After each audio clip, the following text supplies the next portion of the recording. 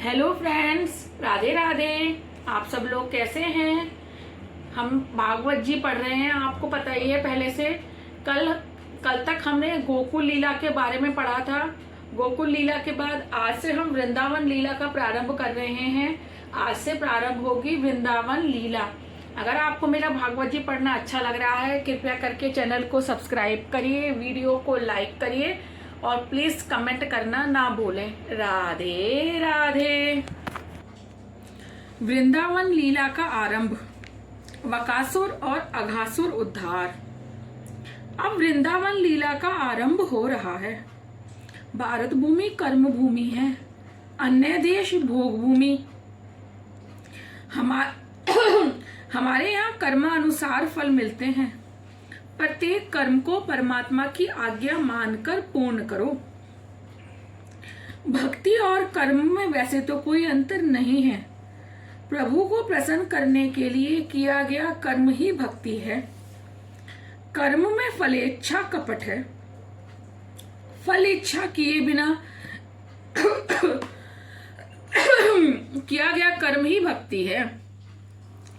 जो कोई प्रत्येक कर्म ईश्वर के हेतु करता है, उसके वे सारे कर्म भगवान की भक्ति बन जाते हैं।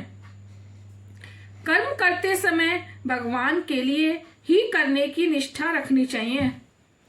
कर्म करते समय मन ईश्वर में संलग्न रहे तो प्रत्येक क्रिया भक्ति बन जाएगी। व्यवहारों को अतिशय शुद्ध रखोगे तो वह सब भक्ति बन जाएंगे। पाप करते समय मनुष्य ईश्वर को भूल जाता है।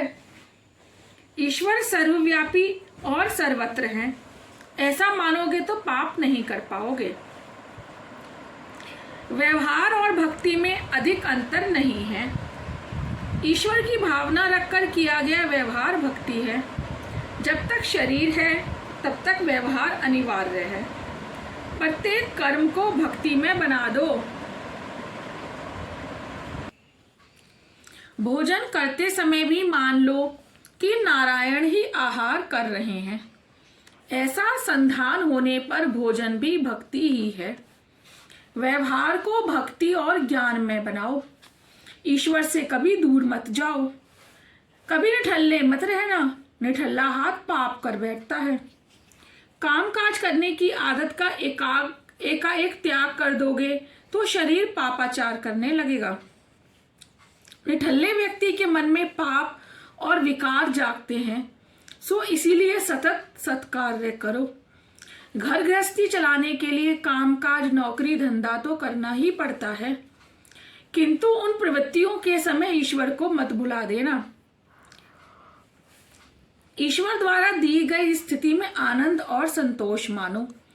अपनी सभी प्रवृत्तियों का ईश्वर से संधान बनाए रखो। सभी कार्यों का ईश्वर की आज्ञा समझकर करते रहो।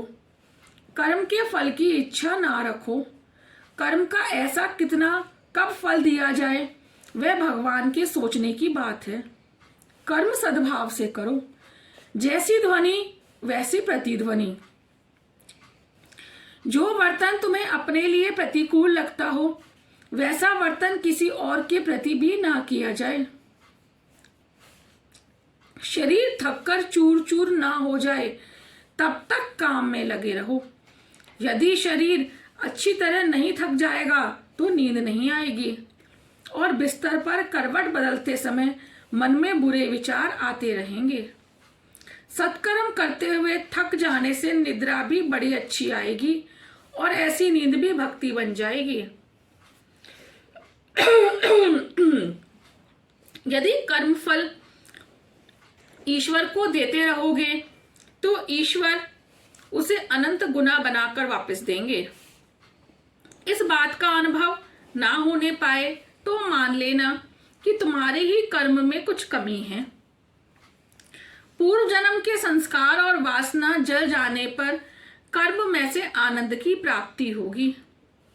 कर्म का फल कब मिलेगा यह कहा नहीं जाता। उस सुखिया मालिन की तरह अपने सभी कर्म ईश्वर को अर्पण करते रहो। वह तुम्हारी टोकरी में सद्भाव और ज्ञान के रत्न भर देंगे।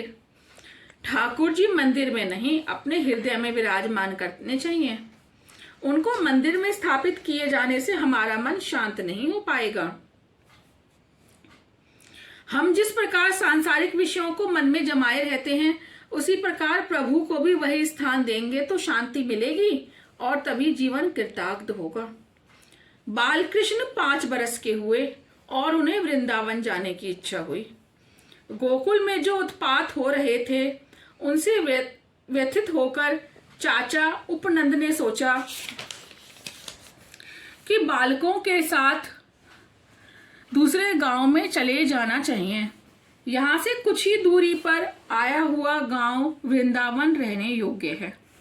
सभी ने इस प्रस्ताव को स्वीकार किया।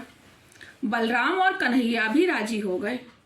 वहाँ खेल कूद का मजा आएगा तो सब वृंदावन चल बसे। वृंदा का अर्थ है भक्ति, सो भक्ति का वन वृंदावन। बालक के 5 वर्ष होने पर उसे गोकुल में से वृंदावन ले जाया जाए, अर्थात लाड प्यार की अवस्था प्राथमिक अवस्था में से अब उसे भक्ति के वन में ले जाया जाए। 5 वर्ष समाप्त होने पर लाड प्यार में कुछ कमी की जाए। एकादशी के दिन उसे अन्न आहार ना दिया जाए। अपने बालक को अच्छे संस्कार ना देने वाले माता पिता उसके वैरी हैं। बालक का हृदय मन बड़ा कोमल होता है, अतः उसे दिए गए संस्कार उसके मन में अच्छी तरह जम जाते हैं। उसे बचपन में अच्छे संस्कार दोगे तो उसका यौवन भ्रष्ट नहीं होगा और जीवन भर वह संस्कारी बना रहेगा।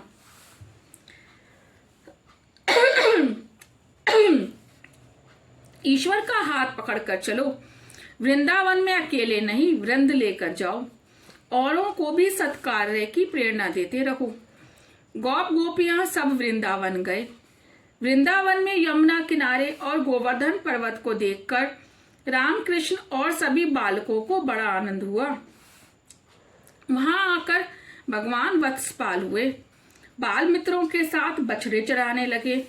यमुना किनारे वे सब भांति भांति के खेल खेलते रहते थे। कृष्ण कभी कभी वंशी बजाकर तथा भांति भांति के खेल रचाकर गौप बालकों को आनंद देते थे। यमुना भक्ति के किनारे 2 बाधाएं उपस्थित होती हैं। एक है वतासुर अज्ञान अंधश्रद्धा और दूसरी है बकासुर दंभ। बगुला दंभ का प्रतीक है। भक्ति के किनारे दंभ आ बसता है, उसकी घात में मत फंसना। दंभ के समान कोई पाप नहीं है। अन्य पापों के लिए प्रायश्चित किया जा सकता है, दंभ के लिए नहीं। जिसका बाहरी चोला तो अच्छा हो किंतु अंतर और करनी मेले हो, वह बकासुरी है। बगुले की चोंच है लोभ। कीर्ति और धन का लोभ अपने साथ दंभ भी ले आता है। यमुना भक्ति के किनारे बगुला दंभ के आते ही सारा खेल बिगड़ जाता है। भगवान ने वतासुर और बघासुर का वध किया। एक बार श्री कृष्ण अपने बाल मित्रों के साथ वन में बछड़े चराते हुए खेल रहे थे। उन बालकों का स्वभाव का वर्णन किन शब्दों में करें कि जिनको श्री हरि के साथ खेलने का सुअवसर मिला, जिनके दर्शन के लिए योगी और ऋषि मुनि तरस रहे हों, उसी पर भ्रम के साथ वे गौप बालक खेल रहे हैं। सभी बालक खेल कूद में लगे हुए थे। इतने में वहां अघासुर आया। उसे कंस ने भेजा था। वह बकासुर और पूतना का छोटा भाई था। जहां अज्ञान और दंभ हो वहां पाप आ धमकता है। अघासुर अजगर का रूप लेकर आया और सभी गोप बालकों को निगल जाने की इच्छा से मार्ग में सो गया। उसके खुले हुए विशाल मुख को उन बच्चों ने पर्वत की गुफा मान लिया और उसी में प्रवेश करने की सोची। उन्होंने कन्हैया से कहा, यदि तू भी हमारे साथ आए तो हमें डर नहीं लगेगा। अजगर के मुंह में घुसे हुए गौप बालक अपने आप बाहर निकल नहीं पाते। श्री कृष्ण ही उनको बाहर निकालते हैं। पाप के अघासुर के उदर में पहुंचा हुआ व्यक्ति अपने आप बाहर नहीं आ सकता। कोई बाहर के पुण्यशाली संत या प्रभु ही उसे बाहर खींच सकते हैं। पाप और सांप एक समान हैं।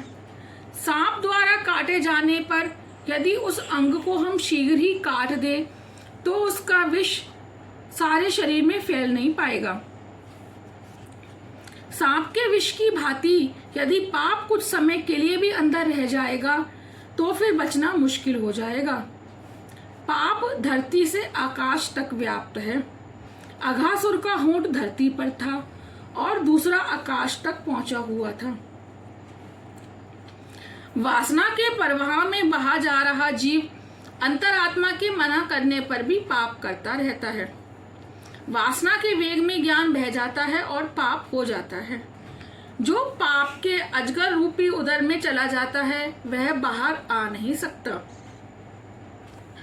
पाप करने का प्रसंग आए और पापाचार किए बिना कोई चारा ही ना रहे तो भगवान को साक्षीभूत कर ही पाप करना। इसका अर्थ यह नहीं है कि पापाचार करते रहो, किंतु ऐसे समय भगवान का स्मरण अवश्य करते रहना। जब तक पाप हृदय में होगा उसका नाश नहीं होगा, उसकी तो जड़ ही काटनी होगी। सभी क्रिया प्रकट अप्रकट शब्दोच्चारण के साथ ही होती है। राधे राधे। आज के लिए इतना ही, आगे का हम कल पूरा करेंगे। धन्यवाद। राधे राधे।